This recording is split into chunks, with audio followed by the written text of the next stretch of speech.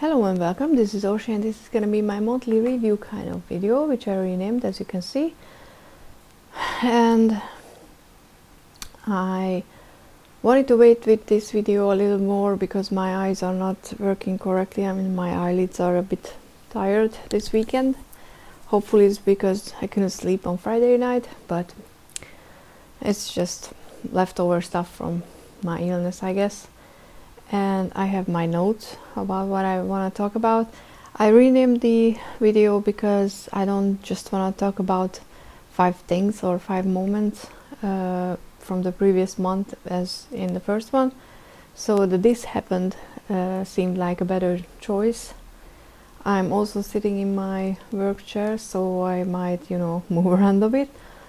And yeah, I moved stuff around in my room a bit as well, and hopefully I will be moving more because I have a very oddly shaped room, so I have small bits of wall pieces and I can never just find a place for anything in my room. So yeah, I still live with my family, so after a while you have your own life, but because you don't live in your own space, you are just confined into one room. And I'm very grateful for having this room. I'm not complaining.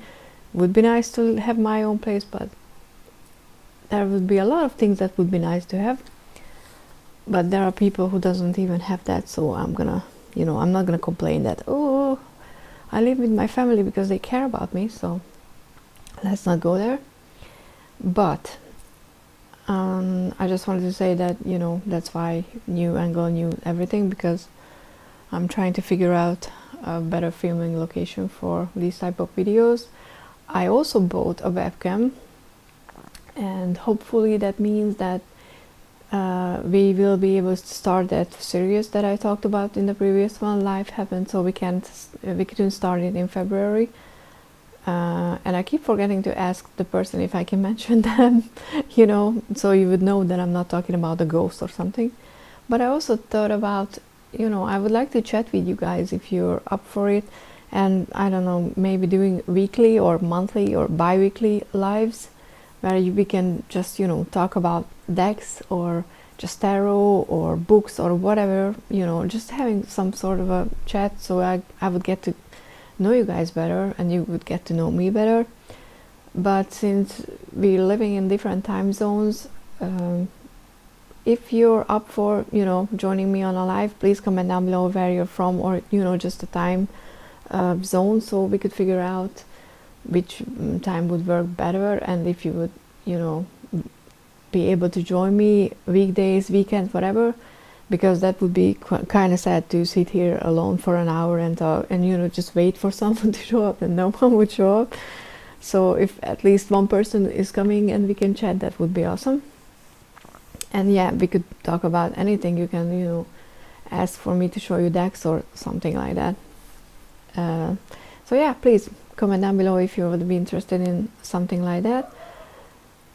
Last month, February, was my birthday month. I was born on the 1st, and I always kind of liked, being born on the 1st, because I was always like, kings were born on the 1st, and I kind of like that. I don't think I ever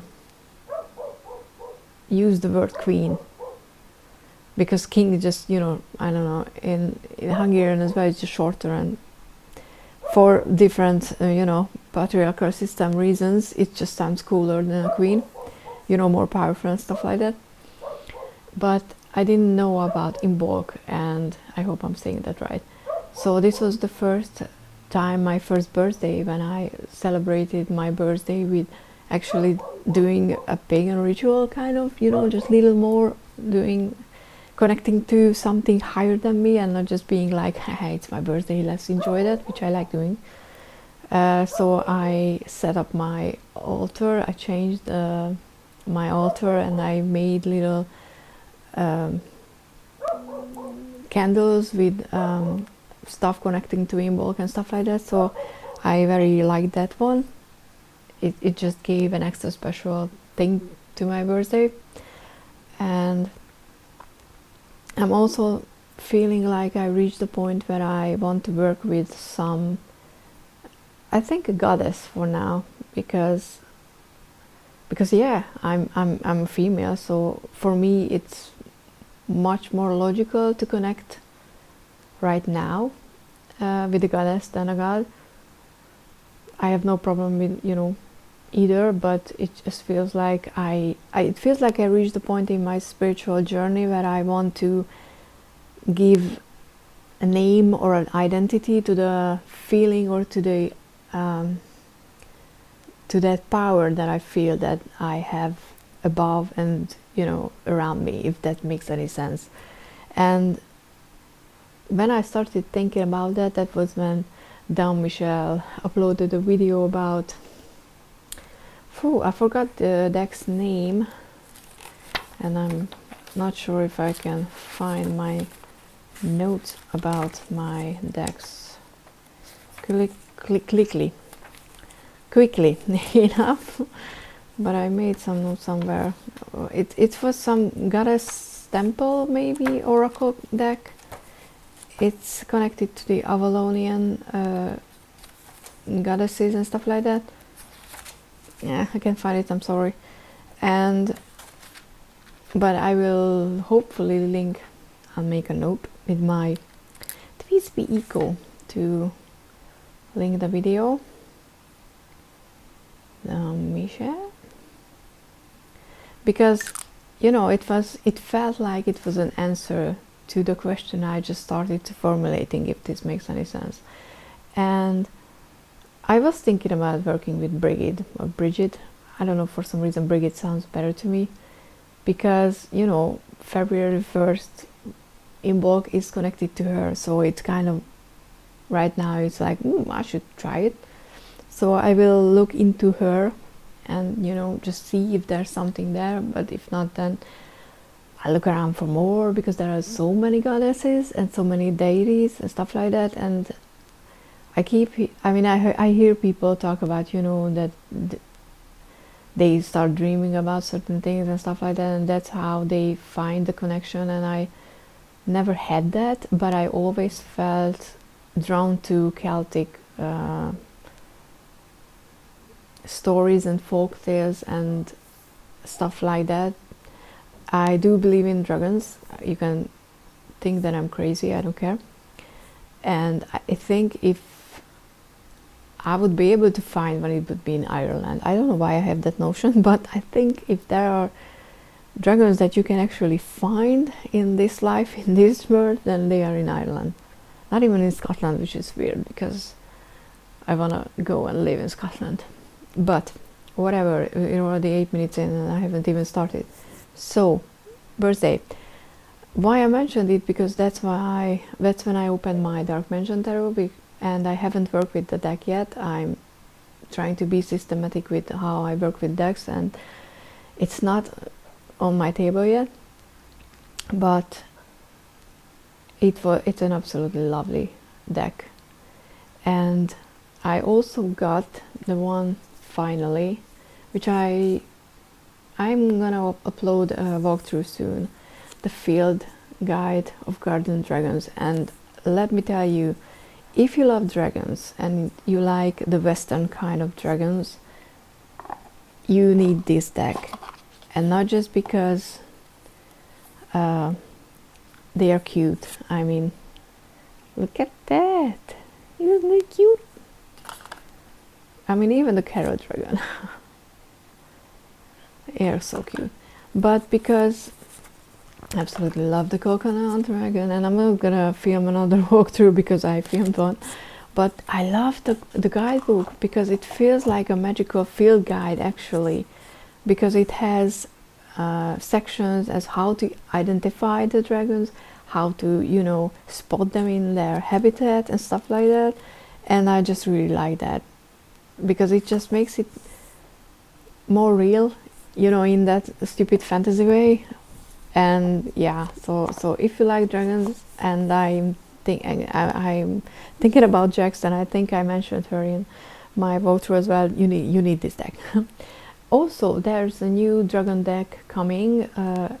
It's a Paolo Barberi oracle. It's a Star Dragons, that's the title. And To be honest, I've never been the biggest fan of that type of 90s fantasy artwork because humans tend to look ridiculous, just my opinion. In those, they are too muscly and too just, I don't know, I just don't like that. And most of the dragons from that era are the same. So when I first saw that, it's a Paulo Barberi deck, I was like, probably. But it's an oracle, it's not a tarot deck. And I saw a few images on Amazon, and they kind of actually look like nice dragons. I mean, there are a few humans in them, which I'm not the biggest fan, but the dragons itself, they kind of look like my kind of dragons. So I think I'm gonna pre-order that. I think it's coming in October, and my name day is October, so you could say that I'm getting that for my name day. So yeah, I just wanted to mention that. So if you like dragons and you're not drawn to the currently available artwork, and you like something like the Garden Dragons more, I mean, they are beastly in the Star Dragon deck, but I'm having I'm not saying high hopes, but I'm having some hopes for the deck to work. Yeah, I think, making notes, I'm gonna try to link the Star Dragon as well. Also, I'm thinking about it would be cool to film something like this in live, so we could, have a bit more of a conversation. Yeah, I'm all for the conversation. And I also got this absolutely amazing the dragon. I'm gonna go real close. Sorry for the, glare and stuff like that. Illustration drawing with a little snail on my shoulder. I mean, I don't look this cool, unfortunately, but Gryffindor, representing Gryffindor and stuff like that. The cat. So, and even fountain pens, I guess, from a friend of mine, a very good friend of mine, and I just love this. As soon as I can figure out how to set up my armchair with a table and some decoration as a filming location in my room, this is gonna be on the table because it just looks really cool. And if you're watching my daily readings, which I started doing because I wanted to use my decks more, and I'm having fun actually, and I'm learning a lot from the decks by doing them, so it's a good idea if you're thinking about doing something like that too. I'm using that as a background decoration as well. So that's very, very cool because, I mean, I wish I could draw like that, but I can't. And I'm good at copying stuff, but not necessarily. I haven't put in the time and work to learn how to draw properly. So this was a very, very nice surprise when I got it. And the dragon is just so cute. Okay, so that was my birthday. And then the Moon Tarot finally came, and oh boy, this deck, I ordered it in, I also filmed the walkthrough, and that's gonna be up as well soon. I also did a reading with it, and I don't know why I was expecting some, lighthearted, fun reading from a deck like this. Maybe it's because if a deck has profanities and it smells so nice, then you would, I don't know, I wasn't expecting, for it to take itself too seriously, but the reading that I did with it, I pick a card, which is gonna be up on, I think it's gonna be the second Sunday in March. It's a What the Fuck spread read. It was really, really powerful. So, like I said, I already filmed the walkthrough, which is gonna go up as well. The cards are the traditional RWS deck, but as you can see, with some commentary, which I find funny, and I don't know, it appeals to my 5-year-old self. And I mean, the googly eyes, I can't read the googly eyes. So, and it's a plastic deck. I never felt anything like this. It's not too thick, because I was worried that, you know, it would be, but it's not. It's not easy to shuffle, but you know, this is what you get when you have a plastic deck. It's not bad, it's not unusable. Yeah, so that's what I wanted to say, that I ordered it in October and it should have been here before Christmas, and it didn't arrive. But I was like, you know, COVID, Christmas, it happens. I mean, even from China, I usually get everything that I order after a month or a month and a half. So not getting it by New Year's, it was kind of worrisome, but in a way understandable. But you know, other orders that I placed on a different site kept coming in, so I was getting worried by the time January was here. And I reached out to the deck creator, Natalie, and I talked about it in the walkthrough. But anyway, it took someone 2 months to actually just, you know, put one package to the next box when it can be processed. And they even stopped it at customs, which was, in my opinion, ridiculous, because it's whatever. Oh. So yeah, I was kind of losing hope by the time I got the deck, but I'm really happy that it arrived, because like I said, that reading that I did with it delivered some real hard messages, and I can't wait to share with you guys, because I'm kind of curious how it's gonna be for you, as you know, someone who watches the reading and not just someone who's reading with the deck.